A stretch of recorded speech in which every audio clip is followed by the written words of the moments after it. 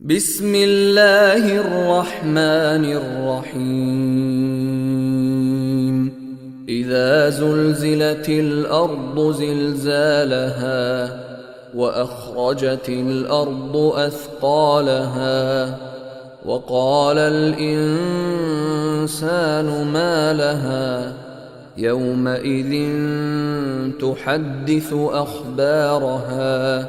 بأن ربك أوحى لها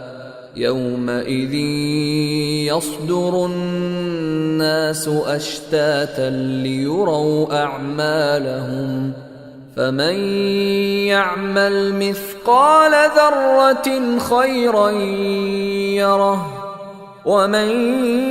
يعمل مثقال ذرة شرا يره.